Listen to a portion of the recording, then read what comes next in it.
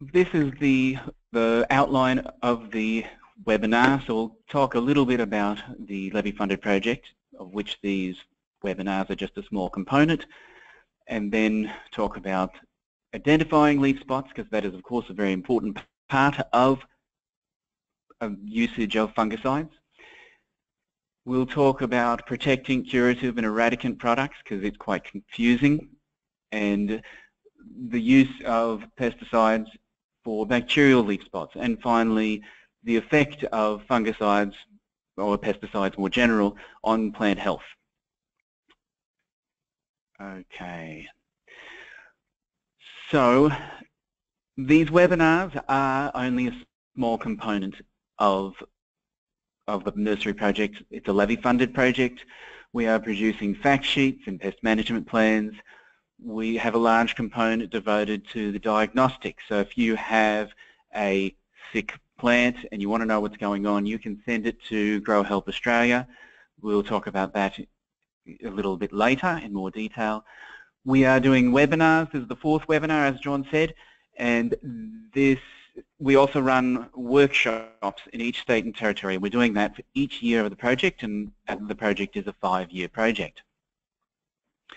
We're providing biosecurity support to the nursery industry, so we're in contact with John McDonald quite a bit, and he sits on many meetings to discuss biosecurity matters. If you want to know some of the things that are coming out that we are doing, you can look at the NGIA newsletter. You'll see the nursery papers and releases of fact sheets, as well as things like these webinars. So that's just a brief overview, and you can contact us if you would like more details, or come along to the workshops and we can talk in more detail there too. Okay, so identifying the cause of leaf spots. While we have talked about this to a fair degree in the previous webinar, and that will be made available on the YouTube channel for NGIA, we need to talk about it again here within a framework of applying fungicides. And of course, correct identification is critical.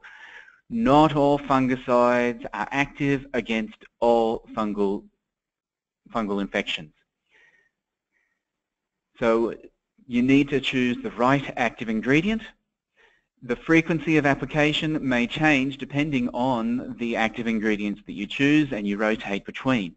And of course, your frequency and the timing of application will change with other management plans, other management actions. Thank you. So it is important to never solely rely on pesticides. If you only rely on pesticides, you'll run into other problems, whether it be through reducing plant health, or it's better to prevent your problems than it is to deal with the problem after the fact. You'll end up with damaged plants in one way or another. So there's more information at the previous webinars, and we have a growing body of fact sheets available, and of course there's the Pest ID tool that is also available. It has many pictures to help you with general pointing towards what type of problem you have. So we're going to do a little test. I know you were doing a webinar and you thought you were going to be listening, but we'll give you a test. We have 5 different pathogens on: leucodendrons, proteas, anthracnose, bacterial infection, Phytophthora, botrytis, and Botrisphaeria. Have a go. Take a minute, maybe less. See if you can put across, connect the dots. Which one's which? And we'll give you 10 seconds. No pressure. 10, 9, 8. All right. Hopefully you've decided. This is what we've got. We have anthracnose up in the top left. Not a typical anthracnose. It's causing a tip dieback here. The bacterial leaf spot in the middle, Botrisphaeria, which tends to be a dieback type symptom, on the right. Phytophthora, which hopefully you haven't experienced, and botrytis, which many of you will have experienced because it is a very common pathogen. So now what we're going to do is how many did you get right? And if you need to, we've got a poll for this. If you need to, you can click more than one, or it says select one on the poll, but I'm pretty sure I set it up so that you could select more than one if there was disagreement between people sitting at the same computer. Okay, so we'll close that off in 5, 4, 3, 2, 1. All right, and we'll share those results. Okay, so we at least had a few people get all of them right. That's good. 3 right, 2, and nobody got only 1 or 0 correct. That's great. So you're on the right track. Let's see if I can. Here we go. Now, to illustrate the point of, can we just hide those? Here, let's hide those results now and get back to the presentation. One moment, please. Here we are. Okay, to illustrate the point of using correct fungicides and management actions in general, anthracnose and botrytis have similar types of management actions. You need to remove that heavily infested material. This will reduce the inoculum load in the crop, and plus, if you had an infestation as severe as this, obviously you wouldn't be able to sell a plant with that sort of a dieback situation. Excuse me. Reducing leaf wetness is a great preventative action. This may mean that if you are forced into using a irrigation that's overhead, you may want to have a longer period of irrigation and allow the leaves to dry out. Or perhaps it means avoiding irrigation before periods of time when you know there's going to be a long period of leaf wetness and when there's high pest pressure. And increasing ventilation will assist. Applying fungicides to protect healthy plants. There are quite a number of fungicides.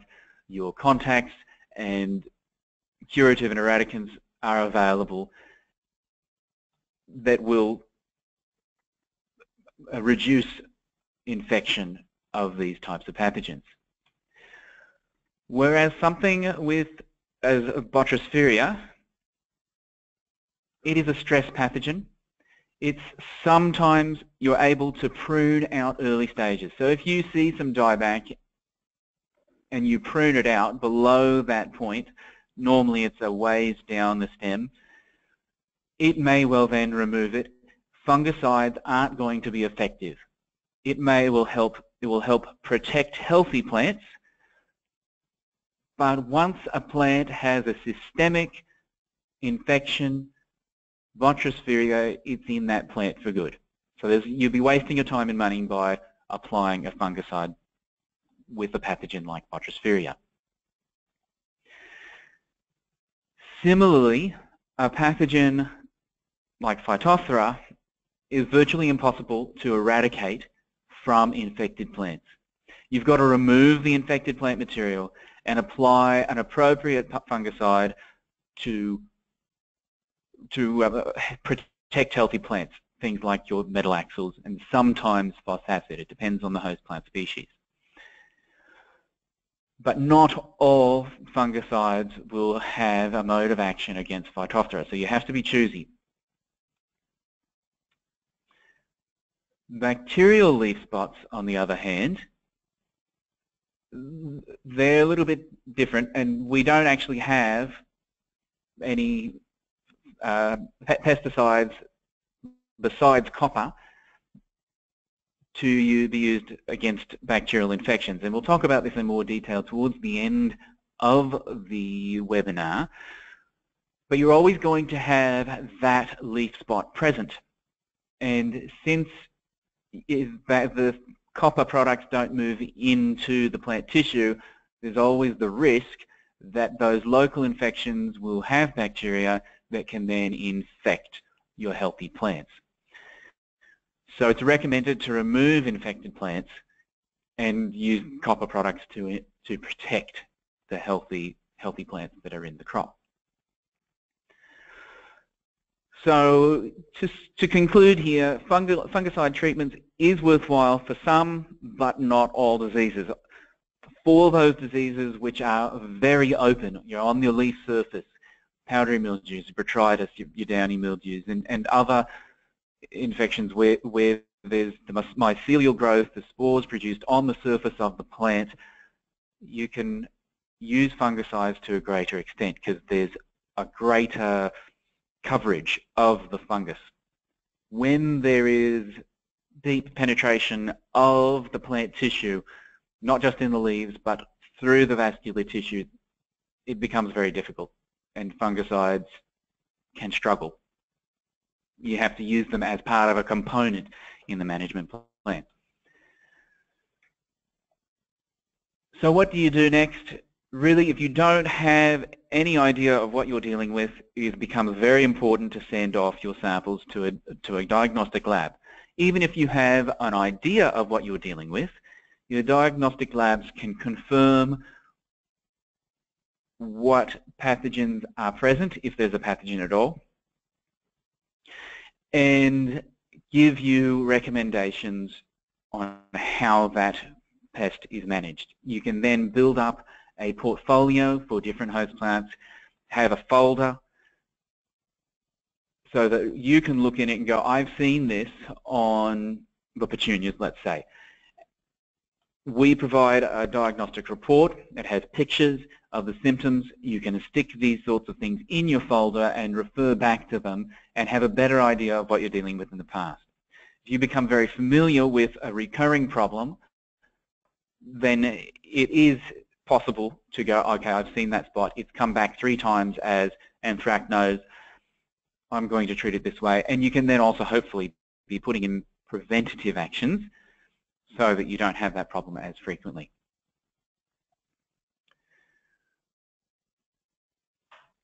Right, so who has read some of these fact sheets and been to the NGIA or other NGI website and downloaded and read some of these fact sheets? Please raise your hand if you have read these fact sheets. We have put them together to be specifically designed for the Australian production nursery industry. We tend to get good feedback saying, yes, I've read it, wow, it really helped, I'm getting my managers to read it. Yeah, we've had a few here raise their hand, that's great. And we are putting out more fact sheets each year of this project, as mentioned earlier. Okay, so do we have questions at this point in the webinar? So please type in your... Andrew. Okay, thank you, John. Yep, one has come through. Are there any leaf spots that can be identified by growers on farm, or do we have to send them all the way for diagnostic services every time? Okay. That's a good question. It depends. It depends on the level of expertise of your particular manager. There are some fungal infections which can be identified using a stereo microscope or a laboratory microscope. And let's say things like powdery mildew, downy mildew, botrytis. The spores are quite large. They're readily identified just under that stereo dissecting microscope. For things where you have a spot but not necessarily fungal spores or structures present, it becomes more difficult. And that's where it becomes important to send it off and become familiar with the types of spots, types of fungi that infect that particular host plant. And you may need to send it off a few times to sort of get your bearings and steer you in the right direction. And we have another one that's cropped up. Will we be covering myrtle rust today? I didn't put anything specifically on myrtle rust in the talk. if you type in what aspect you might like to talk about, then we can do something there. Yep. What we'll do in the meantime is continue on, and I'll keep an eye and try and multitask. It can be challenging sometimes. Yeah. Okay, treatment programs. Yeah, treatment programs more for the myrtle rust, that's right. Okay.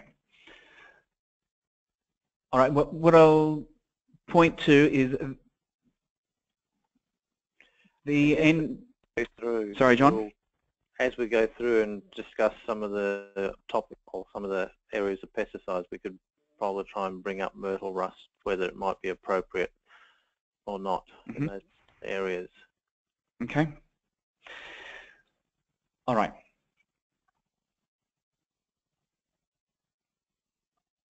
Okay. Now the next poll is, how do you research product specifications, or do you research product specifications prior to your application on your crop? So you can tick all the boxes that apply, whether that be what I've been told by others, or the label description, manufacturer specification online, or potentially you've contacted the manufacturer specifically. There's a growing body of scientific literature researching or describing the product efficacy, mode of action, or some other sources. Okay.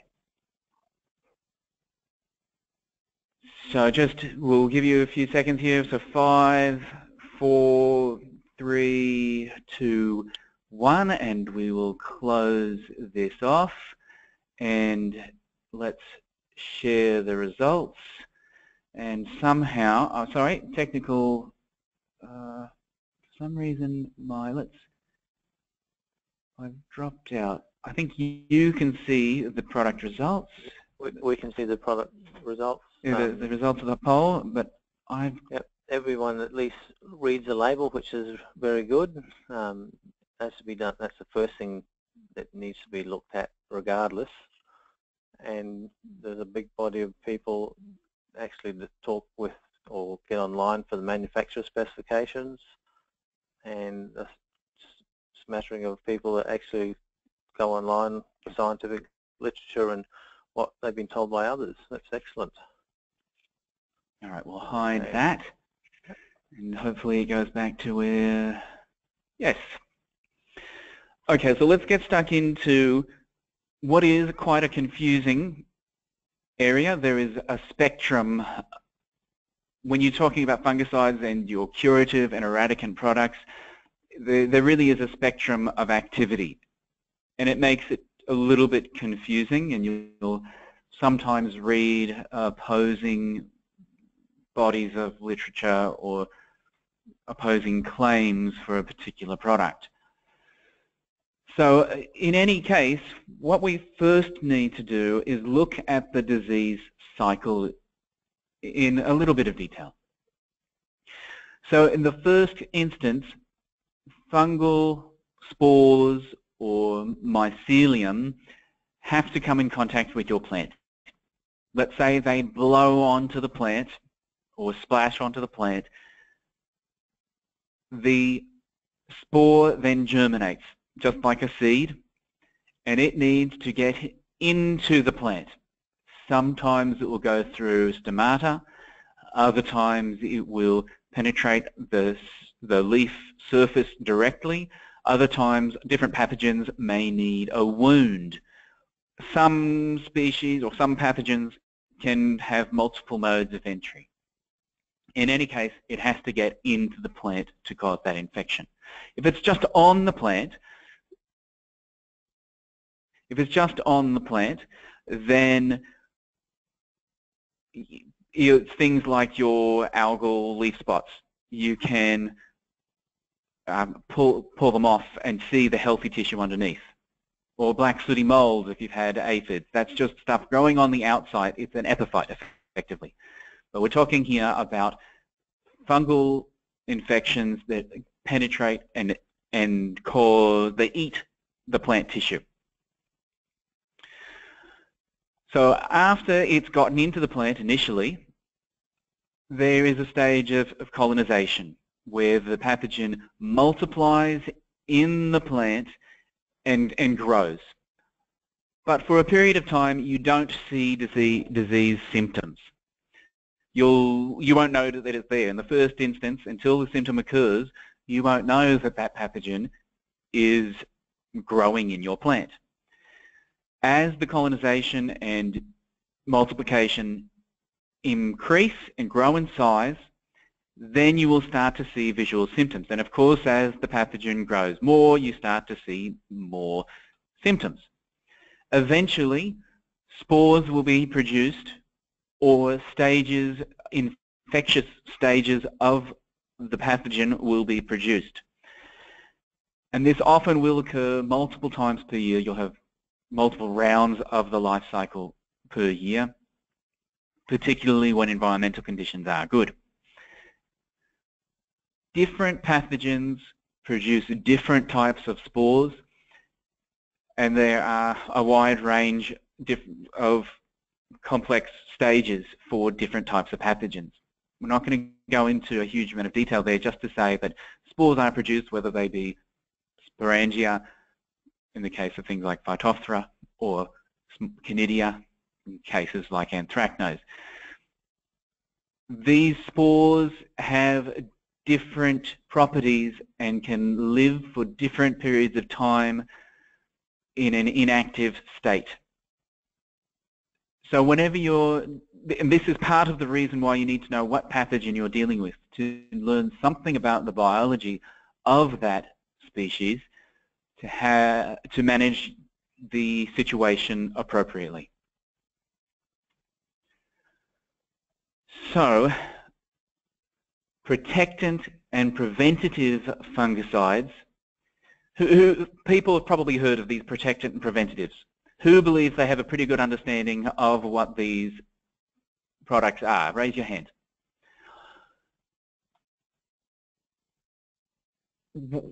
We'll go into detail now. Yeah, we've got some raising their hand. That's beautiful. They act on the pre-infection penetration stage. So it performs a protective barrier, a film, let's say, stopping the spore from getting into the plant. Okay, so raise your hand if you got that right. Because, great, yes, some people got that right, that's great. Because it has to be form that protective film, it has to be applied to healthy tissue before the pathogen is present. If you apply it to plant material that has already had an infection, well, you've already got the pathogen inside the plant, and it can still grow because these products don't move into the plant. It also means you're going to have to repeat your applications during periods of high pest pressure.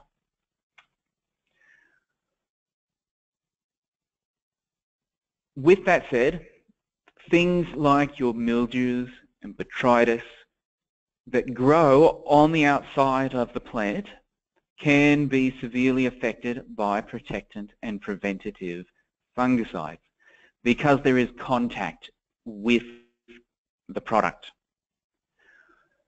So what you need to understand here is it doesn't stop colonization once the plant tissue, once the pathogen is inside the plant, and it will only really slow down symptom or spore development where there is a pathogen that's really on the surface. These products are often your M1, M2 products. So you've probably seen those things on the labels, M1, M2, and that M stands for multiple modes of action. And it's worth understanding that because it has multiple modes of action within the pathogen cells to produce a negative effect, effectively killing those spores, the resistance to these types of products like copper, mancozeb, they don't often form resistance to those types of pathogens. Not saying that it will never happen, but because it acts, it's just like rotating or multiple modes of action that attacks a spot on the outside, a spot on the inside, and the likelihood of having resistance to all of those different areas that it's being attacked is relatively low. Hopefully that makes sense. Right, okay. So in contrast, your curative or penetrant fungicides, they act in the infection and early colonization stage. So they will also form a protective barrier in many cases and stop infection, but they'll often, most of the time, they're either translaminar, as in it will move into the leaf a small distance, go across the leaf surface, but tend not to move between one leaf to another. Or they may have some movement either down the leaf or potentially to another leaf on the same plant above the area of application. So that's why we say that it's variably systemic, and even products within the same group, so your strobilurins, azoxystrobin is reported as having some xylem movement, whereas your you know the one I mean, pyraclostrobin, it has very limited movement and only is translaminar. So they'll move into the plant tissue. It will stop that early colonization. So as it is just, as the pathogen is just starting to grow, it might be able, these products may be able to eradicate a small area before the symptoms particularly have developed. Where studies have, they've applied, inoculated plants, they've applied a pathogen to a plant and then put their fungicide product onto the plant a known period of time after the inoculation. If you go more than about 1 to 3 days, the efficacy of that product decreases significantly.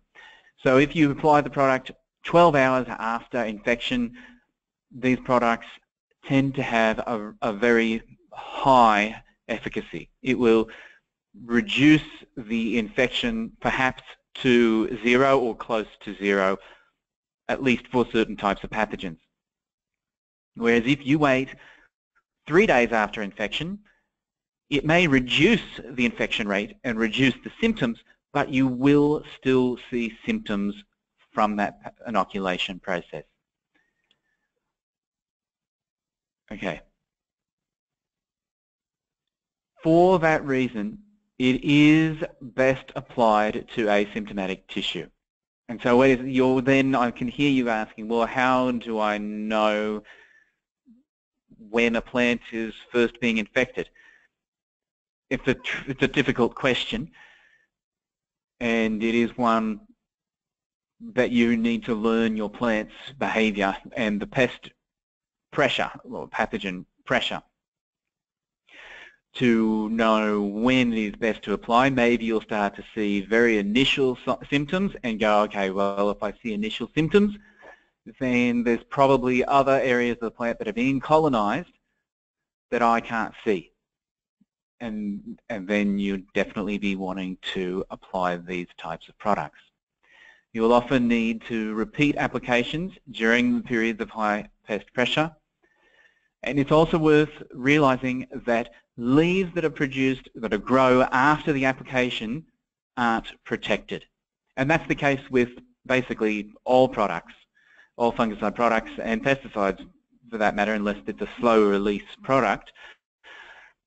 The new growth basically isn't affected by the pesticide. Okay, can you raise your hand if this makes sense?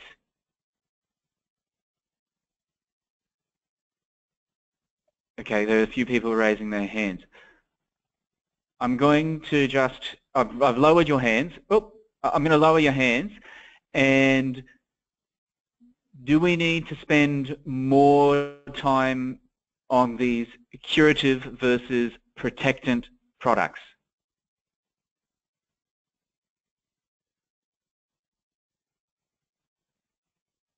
Okay.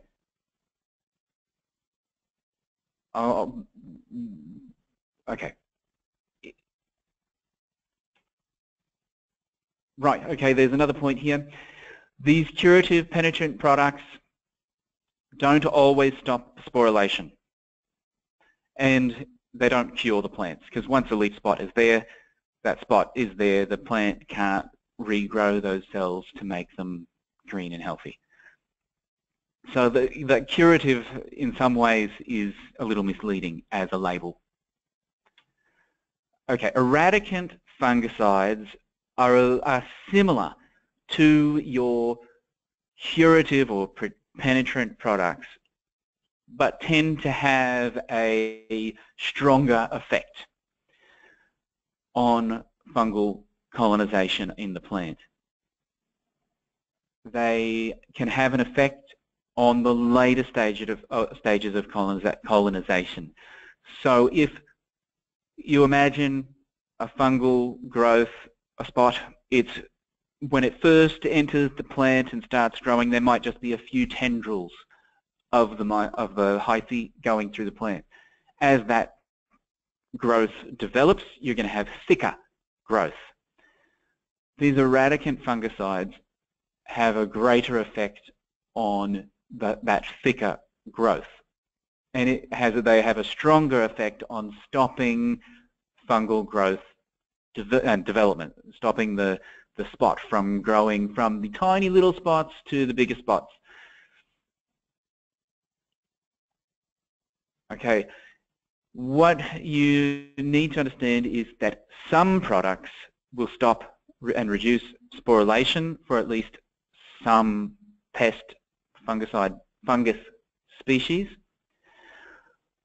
On other pathogens, they will have a lesser effect. And that is part of the reason why we haven't gone use tebuconazole, great product and valuable to use. But we haven't specifically said this product is good in this situation, because every nursery has a slightly different situation. They're growing different host plants, they're dealing with different pathogen species, and it's very difficult to generalize across the body of Australia so that we give you the most accurate information. Once again, eradicant fungicides have a variable systemic effect. Some will move fairly strongly from one leaf to another. Others will only have a locally systemic effect.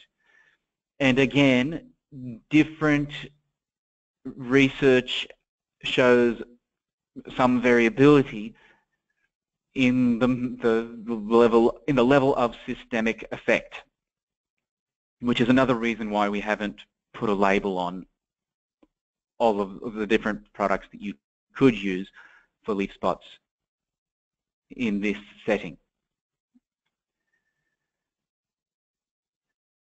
So your take-home message is product efficacy may vary with differing combinations of pathogens, plant species, time after infection, with differing inoculum loads.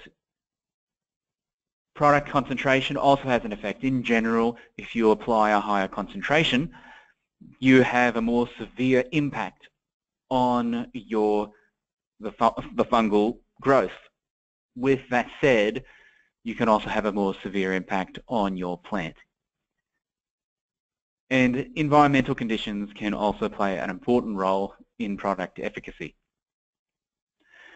In most cases, if you have a very high inoculum load, let's say a plant where you can see many fungal leaf growths, you're going to really struggle to protect that plant and eradicate that pathogen from those plants.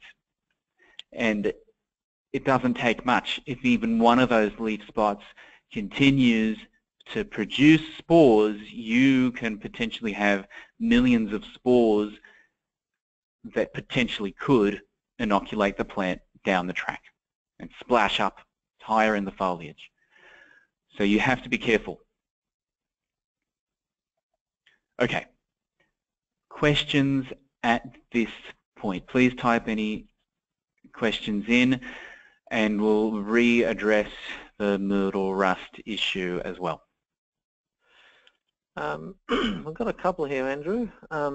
Is there an easy way to know what product is only a protectant versus those that are curative or eradicants? It's actually not as easy as it sounds.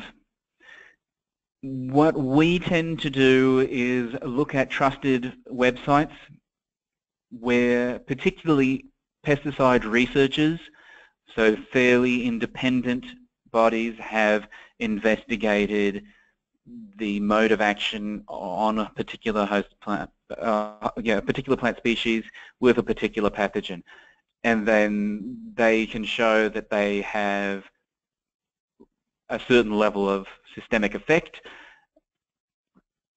and reduction in the pathogen growth. So it's worthwhile. You can do a Google search, you can contact the manufacturer, and they will tell you a certain amount of information. I try and corroborate it from multiple sources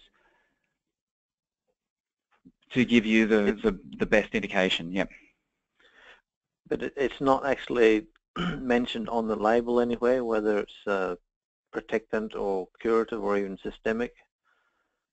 Sometimes. Sometimes. Sometimes. So sometimes it's there. I would prefer all products to have that. The issue is that as research continues, we learn more about that product. And we the royal we, so to speak, can modify the way we think about a product over time. Yep, so it's not always straightforward. And one more, how often do you need to apply protectant fungicides? Okay, so that's a question. Yeah. Yes? I guess whether it be weekly, fortnightly, whatever. Mm-hmm. That is something that's worthwhile looking at, the research which has been done for a particular product. You have to take into account, though, your environmental factors. So if you're dealing with an area where the elements are affecting your plants, high sun, wind, rain, then you're probably going to have a lesser length of time compared to a protected cropping situation. The other major impact you'll need to take into account is pest pressure.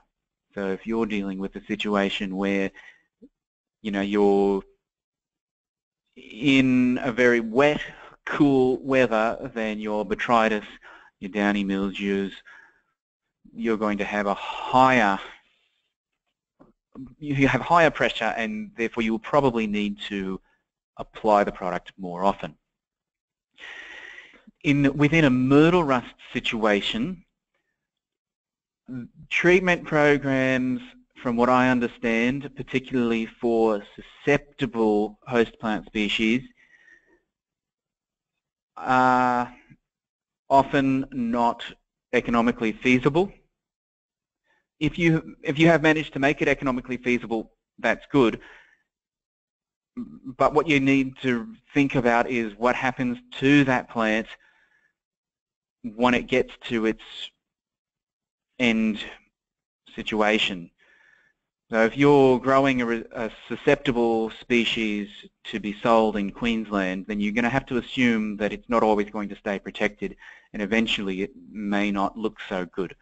So the best advice I have for you in terms of myrtle rust is to grow species which are resistant. You may not like hearing that, unfortunately. Yep. I guess it would also depend on how fast a plant grows. So if you've got a plant that's constantly putting out new growth, that new growth isn't going to be protected. So yes, you would need to be applying your fungicide on a more yes, regular basis to protect that growth. That's absolutely right. It's a good point, John. Okay. Let's move on. We will move on to the last area of the webinar, which is bacterial leaf spots and pesticides, and then also the pesticide and plant health. So as we mentioned earlier, the only products registered for bacterial leaf spots in Australia are copper products. We don't have any antibiotics registered in Australia, like the streptomycins. And the copper is a protectant product, so it will stay on the leaf surface. It will stop your the bacterial cells from entering the plant. But once you have that leaf spot, the spot's there to stay, and there potentially is room for bacteria to grow and reinfect your plant. The copper products are not effective against systemic bacterial infections. And it's not always straightforward which pathogens are systemic and which ones are local. So things like your bacterial wilt, Ralstonia. Who's heard of Ralstonia or bacterial wilt? You can raise your hand. Hopefully you haven't experienced it, because if you have, you've had to chuck those plants. It's impossible to get rid of it. Okay, yep, there are some hands raised. Whereas there are some pathogens where you can have latent infection. Does anyone grow anthuriums? Yep. Yep, some. Okay, so one of the big bad wolves for anthuriums is this Xanthomonas campestris. And it is a systemic bacteria. On some other host plants, it isn't systemic. But on anthuriums, it is. And it can remain in the plant symptomless for months. You take a cutting from a healthy plant, it can then grow for a year. And you won't necessarily see symptoms until the right environmental conditions occur. The same with tissue culture plants. From what I read, where there is a scheme to ensure that the plants are not infected, they go through at least 3 stages of testing, where they're testing different parts of symptomless, asymptomatic tissue. And they're putting the plant tissue into a situation which promotes bacterial growth. And that has to be done for at least 3 times to show that that plant is free of the pathogen. So the bottom line, since we, as an industry, we grow a lot of plants, and there are a lot of bacterial pathogens on individual plants for which not a lot is known. So from that perspective, it's not recommended to sell a plant that has had a bacterial infection, because you don't know when there is bacteria present in the plant that may then come and attack the plant for your customer. It's a hard line, and it's something which can be difficult to accept. You can also then, we have some other information available. There's a fact sheet available at the NGIA website, and you can also refer to the previous webinar for other management actions to protect your plants. Where the bacterial, copper products are helpful is really when you know I'm coming up to a period where I know that there's high pest pressure, and I don't want to have those plants become infected, so I'm protecting the healthy plants. It's also worthwhile researching your exact situation. Hopefully there is information available that can help you with your specific scenario. Okay, so moving on to the last section, which is the effect of pesticides on your plant health. Okay, so raise your hand if you know you've put on a product and you feel that soon after you got some weird growth on those plants. It was completely unusual, and they grew out of them after that pesticide was not applied. Yep, we've got one. It happens from time to time. Yeah, we've got a couple. Very good. So while imidacloprid is an insecticide, we're going loosely here with pesticides. So pesticide products are good. I'm not saying don't use pesticides. What I am saying is you need to be aware of the effect that they can have on plant species, and particularly where you've got a sensitive plant species. We all know that there are some plant species that are more affected by pesticides than others, and we all, some plants you just can't use oils because it burns them, something chronic. But other phytotoxic effects may be more subtle. You may have reduced growth rate or vigor, and you're just wondering, why is my plant not growing right? And we sometimes have samples sent to us that have that exact situation, and we go, well, what have you applied? Well, I've applied this, and I've applied this, and I've applied this, and I've applied this, and they're still not growing right. Well, okay, have you thought that maybe all those products might be having a detrimental effect? Oh, no. It can happen. So it is worthwhile, particularly when you're doing something with pesticides for the first time, leaving some plants to the side untreated to see what effect your pesticide is actually having on the plant. It's a type of control. So you can get burn, a toxicity, something like this picture here on the right. You can get necrotic regions or chlorotic regions, and probably a range of other symptoms. Okay, here are some examples, pictures worth 1,000 words. Perhaps some necrotic areas just within the leaf veins. And this, when we see these types of symptoms, we become quite suspicious that perhaps a pesticide product has been applied, because they just don't follow the types of symptoms that you would see with a pathogen. Other things are more subtle. I mean, that's not really subtle. I mean, it's pretty significant chlorosis and reduced growth rate. But it can be easy to confuse this with a pathogen that may be acting, let's say, in the crown of the plant. Similarly here with this chlorothalonol, this necrotic sort of regions between veins. And sometimes they are quite similar. This is kangaroo paw, easily confused with your alternarias or your rust if you don't look closely. And if you don't look closely, then you can be fooled into going, oh, look, there's some rust there, I'll put on some more copper.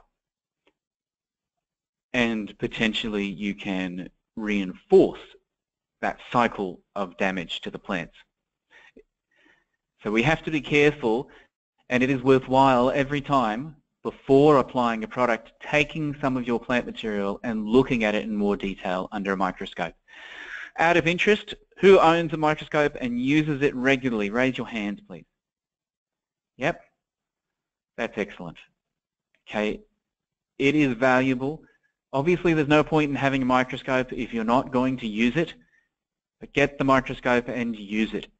You'll be amazed by what you might see and be able to diagnose in your nursery, particularly for things like mites, broad mites, area-fired mites, and other small things, and be able to potentially differentiate between cells that have received damage from, let's say, a pesticide and cells that look like they have more of a fungal leaf spot. And you can verify this yourself if you send off a sample to your diagnostician and then you look at your leaf under the microscope and you see the pictures that your diagnostician has sent and go, this looks like edema, or this looks like a burn, and compared to this looks like a fungal leaf spot. And you'll start to build a body of knowledge in your brain and a visual sense of what's a pathogen and what's not. Okay, burn. This type of a symptom immediately jumps out to us as that looks like burn, the pattern of the growth of the necrotic region. What happens here is your product sits on the top, in this case on the top of the leaf, and it causes the death of cells.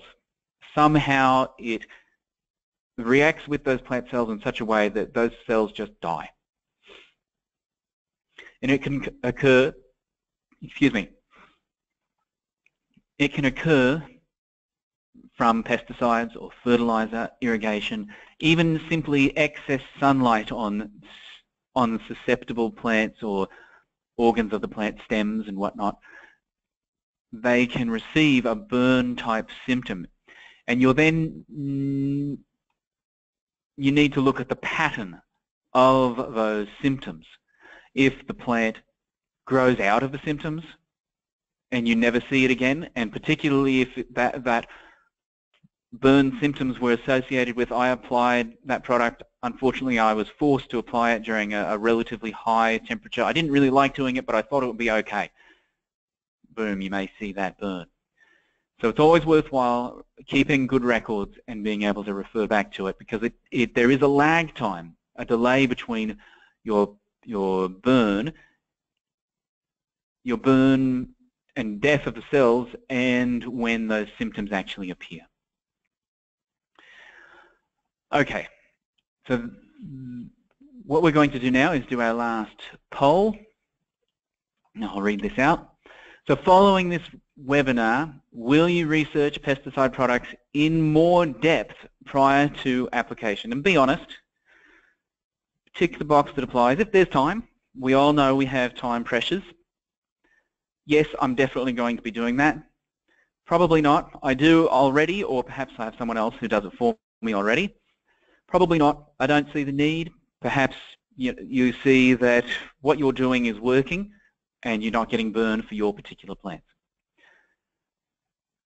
Okay, so we've had some responses. We'll close it off in 5, 4, 3, 2, 1. Close and share those results.